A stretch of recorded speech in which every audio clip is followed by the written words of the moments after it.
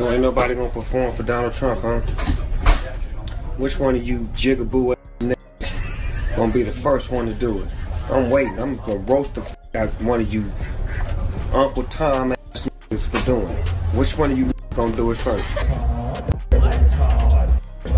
He performed at the Crypto Ball as part of inauguration weekend for Donald J. Snoop is just really hilarious. Snoop Dogg is funny, He's doing all these things. It started with a challenge, the kind that echoes across the industry and leaves everyone uneasy. Katt Williams didn't just make a joke that night. He drew a line, a public line, the kind rappers usually avoid crossing, and on the other side of that line stood one of the biggest names hip-hop has ever produced, Snoop Dogg. Now, rewind for a second. This wasn't the first time Katt tested the boundaries of what entertainers can say about power, but this time felt different. This wasn't Hollywood gossip or comedy shade. This was a warning. One pointed straight at a man who once stood for rebellion, but now, according to Katt, might be standing for something else entirely. When Katt said, "Which one of y'all gonna do it first?" he wasn't talking to just any performer. He was speaking to every artist who once claimed to speak truth to power, but now seems to play both sides. It was less about Trump and more about loyalty, less about politics and more about principle. And when the camera caught Snoop performing at that very event, something shifted.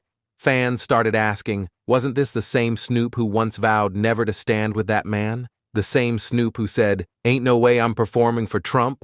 That contradiction is where Katt's fire came from, because in his eyes, it wasn't just about a performance. It was about what that performance represented, compliance. And that's where the story starts getting dark, because when Katt Williams issues a warning, it's never for laughs. It's a signal that something deeper is happening behind the scenes, something he's seen before, and something he refuses to be silent about. This was more than a roast. It was the start of a reckoning. Your career down the road. People might not want to book you in Texas or Arizona or California. Sir. Wouldn't that be fantastic? Let's let that... Now think about that line for a second. Political dog. That wasn't some throwaway punchline. That was Katt Williams carefully choosing words that hit where it hurts. Because in Katt's world, being called a political dog means something worse than being called a sellout. It means you've stopped barking for your people and started barking for whoever feeds you. And when Katt said it, he didn't smirk. He didn't laugh. He meant it. This was the same comedian who once roasted the entire Hollywood system and walked away blackballed for it. So when he calls out another legend, the room goes quiet. Katt wasn't calling Snoop a fake. He was calling him lost. A man who traded rebellion for reputation. A man who went from calling out corruption to casually shaking hands with it. And that's where it stings. Because nobody can deny what Snoop once represented. He was the blueprint for authenticity. The man who could walk through Beverly Hills in a death row chain and make it look royal. But now, Katt's saying that same man is walking in a different light, one cast by politics, money, and image. What made this hit even harder was that Katt didn't go through back channels. He said it out loud, on stage, no tweets, no subtweets, just truth, delivered raw. It wasn't a diss, it was a declaration, a public reminder that even kings can be controlled when they forget who crowned them. And as Katt's words started spreading, the internet did what it always does. It split. Some laughed, some defended, but everyone watched. Because if Katt Williams is willing to go at Snoop Dogg, that means something bigger is brewing. This wasn't beef. This was a battle for the soul of hip-hop's integrity. Just want to say this real quick, man, on the political shit. All you people for the federal government that not getting paid right now, ain't no fucking way in the world y'all can vote for Donald Trump when he come back up again. If y'all do vote for him, y'all some stupid motherfuckers. Was inaugurated as the 47th president of the United States of America. Snoop Dogg performed at the Crypto Ball. Now, Snoop Dogg, he got the backlash because people are like, wait, this isn't the same Snoop from 2016 who had so much to say about the artist performance. That line right there, wouldn't that be fantastic? That's Katt Williams doing what few entertainers still dare to do. He wasn't wishing harm, he was exposing risk. Because when he says, they might not book you, he's not talking about random promoters. He's talking about a system that rewards obedience and punishes defiance. Katt's warning wasn't about shows or tours. It was about freedom. He's seen what happens when an artist becomes too dependent on the same institutions that once shut them out. He's seen it play out time and time again. The moment a performer stops being useful, they disappear from headlines, playlists, and stages. And that's the dangerous game Katt was talking about. Not the industry politics, but the illusion of power within it. Because once you start dancing to someone else's rhythm, your beat is no longer your own. What makes this moment powerful is that Katt has nothing to lose by saying it. He's been canceled, banned, dragged, and still, he comes back sharper. So when he talks, people listen, not because he's famous, but because he's free. He's saying, Snoop, remember where you came from. Remember what made them fear you, not love you. Because to Katt, fame isn't safety, it's a leash. And the longer it gets, the easier it is to forget who's holding it. In a world where most entertainers protect their brand first and their beliefs second, Katt flipped the script. He's not protecting an image, he's protecting an idea. That loyalty should still mean something. That power shouldn't come with silence. And if Snoop doesn't see that warning for what it is, a lifeline, not a threat, then the next move he makes could define how history remembers him. Because in this game, silence isn't peace, it's surrender. Yeah. Get your life right. Stop worrying about mine. I'm cool. I'm together. Still a black man. Still 100% black. This is where things get uncomfortable, because the internet doesn't forget. Fans are digging up old interviews, lyrics, and videos of Snoop calling out Trump, calling him everything but respectful. And now those same clips are being replayed side by side with footage of him smiling at the inauguration weekend event. The contrast is brutal, because for years, Snoop was the voice of rebellion, the symbol of "we don't bow down." He stood on stages that felt like protests. He smoked in places that said no. He spoke truth when others played safe. But now, that same man is trending with headlines reading, "Snoop Dogg performs for Trump." To fans, it feels like betrayal. To Katt, it feels like déjà vu. Because every time a powerful black entertainer crosses over, the same pattern plays out: applause from the system, confusion from the people, and silence from their peers. But Katt, he refuses silence. He called Snoop out not to humiliate him, but to remind him. Because Katt has seen how fame can twist the message, how comfort can erase conviction. He's seen artists go from "for the people" to "for the paycheck," and that's what makes his warning sting. He's not clowning Snoop, he's challenging him. He's saying, if you once stood for something, stand for it now, when it's hard. Because that's when the truth actually matters. What we're witnessing isn't just a clash of egos, it's a clash of eras. Old school integrity versus new age diplomacy. Raw truth versus brand safety. And in the middle stands Katt, the unfiltered conscience of hip-hop, pointing a spotlight straight at the one man who used to hold it himself. Because sometimes, the loudest silence comes from the people who once shouted the truth. Of course, Snoop has responded to the backlash he received for performing for a Trump event. One of the things he pointed out was that we always stick together. We're good at tearing each other apart, which is pretty constant. It's pretty consistent when somebody gets into trouble.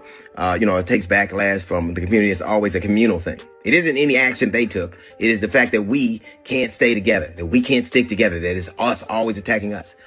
But that flies in the face of the reality of what's happening right now.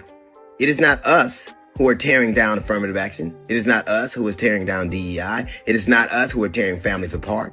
It is not us who have decided that affirmative action and rollbacks that have been that had precedent for 50, 60 years are gone. It is not us that is doing that. It is, I think most people are disappointed because they saw you a specific way, and you have a right to kind of interpret and do whatever artistically you want to. No one's begrudging you that. But why the attack on the community because they disagree with something you did? No, on some real though, it's about time somebody said some gangster shit up in here. Hey yo, Katt Williams, when did they start selling pimp clothes at Baby Gap? My nigga over there drinking that Hennessy out of that little sippy cup. And that's the breaking point right there, the moment Katt draws a line in the sand. Because this wasn't about politics anymore, it was about principle. Katt Williams has built a reputation for saying what others whisper behind closed doors. He's called out Hollywood, gatekeepers, fellow comedians, and every time he walks away with his head high, even when it costs him everything. That's why this hits so hard, because when he says sellout, it doesn't sound like gossip. It sounds like gospel. He's not talking about money. He's talking about identity, the soul of hip-hop, the heartbeat of the culture, a culture built on truth, rebellion, and loyalty. And Katt's reminding everyone, from Snoop to the new generation, that once you trade that for approval, you've already lost the fight. Meanwhile, the internet's split. Some say Snoop's just making a move. Business is business. Others say he crossed a line that can't be uncrossed. And that tension, that's what fuels this entire moment. Because we're not just watching two icons, we're watching values collide. Katt's defending authenticity, Snoop's defending evolution, and both are powerful, but only one still feels like the voice of the people. When Katt says, "Stop playing puppet," it's not an insult, it's a wake-up call. He's telling Snoop, you don't need validation from the same crowd that once locked us out. And that line, "Stop playing puppet," is now echoing across social media, turning into a movement of its own. Clips, remixes, even fan edits, all spreading the same message: stay real or stay forgotten.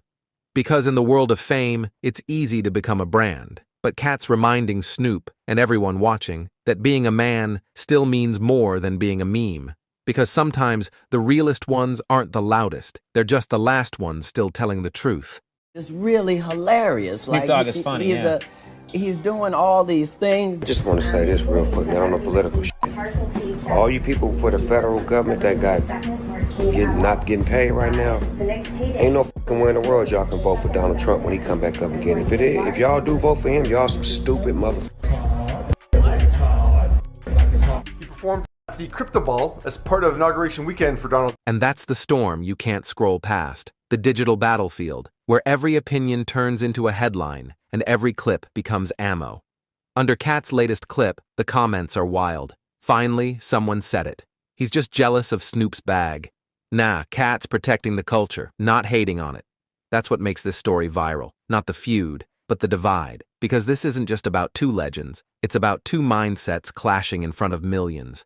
See, fans grew up on Snoop. He was the soundtrack to rebellion, to hood anthems, to survival. So when they see him aligning with the very power structure hip-hop once fought against, it hits different. It feels personal. And when Katt steps in, not for clout, but conviction, it reawakens something. That old school energy where truth mattered more than PR, where loyalty meant you stood your ground even when your voice shook. This is why Katt's words travel like wildfire. Because love him or hate him, he speaks what others are scared to say. And in a culture where silence often equals compliance, his voice cuts through the noise. Right now, hashtag Katt Williams and hashtag Snoop Dogg are both trending, but for opposite reasons. One for what he did, the other for what he said about it. And fans are choosing sides. Team Snoop says he's evolving. Team Katt says he's exposing. But the truth? Both might be right, because growth and accountability can exist in the same conversation. The problem is, not everyone wants to have it. This isn't just a viral moment, it's a mirror. And the reflection says a lot more about the culture than the men inside it. Ellie are going to be at this thing. And I think it really does beg the question whether the culture is starting to thaw to Donald Trump. And that's where the whole thing takes a darker turn, because behind the spotlight, it's not jokes and punchlines, it's politics. When a comedian like Katt Williams calls out a name that big, you can almost hear the silence ripple through the industry. Phone calls stop being returned, shows get rescheduled, networks suddenly act like they never had his number, because calling out Snoop isn't just calling out a rapper, it's calling out a legacy, one tied to brands, billion-dollar deals, and generations of respect. Katt knows that. He's not naive. He's been here before. The blacklisted tours, the sudden cancellations, the character smears. Every time he spoke up, the industry tried to box him out.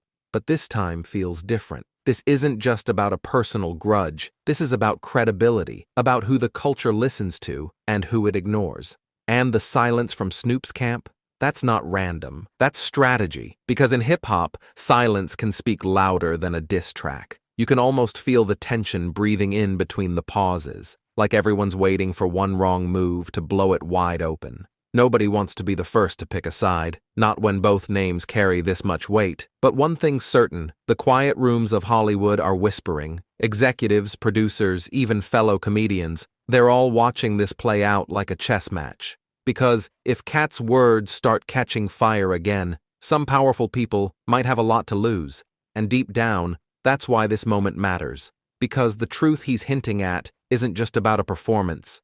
It's about who's really pulling the strings. This isn't over. Not by a long shot. The silence didn't end the story. It only made it louder. Because when someone like Snoop doesn't speak, people start connecting dots on their own. Suddenly, every old interview, every lyric, every brand deal starts sounding different. It's like fans are replaying his legacy in slow motion, searching for signs they might have missed. That's how quiet turns into chaos.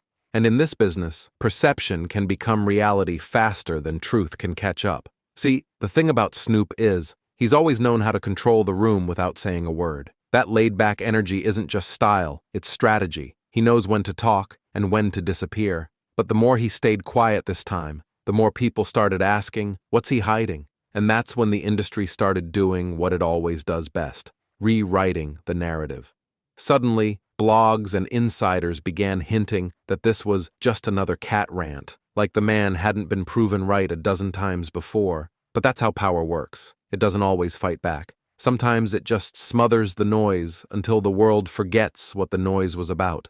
Meanwhile, the streets haven't forgotten. They remember the last time someone tried to warn people about the price of fame. They remember the careers that went quiet after speaking too much. So when Katt's clip hit timelines, it wasn't just entertainment, it was a warning wrapped in comedy. What's wild is how people outside the culture never understand it. They see jokes, we see patterns. They hear laughter, we hear codes. Because behind every punchline Katt delivers, there's usually a truth somebody doesn't want to hear. That's why the reaction felt different this time. The tension wasn't just between two men, it was between what hip-hop used to stand for and what it's slowly becoming. You can feel that shift everywhere, from award shows to podcast chairs to corporate meetings deciding who gets a platform and who doesn't. It's no longer just about talent, it's about alignment. And when someone refuses to align, they become a problem. Katt's been that problem before. He's worn it like armor, but even armor gets heavy when the world keeps swinging. And yet, that's the irony. Every time the industry tries to shut him down, he becomes louder without saying a word.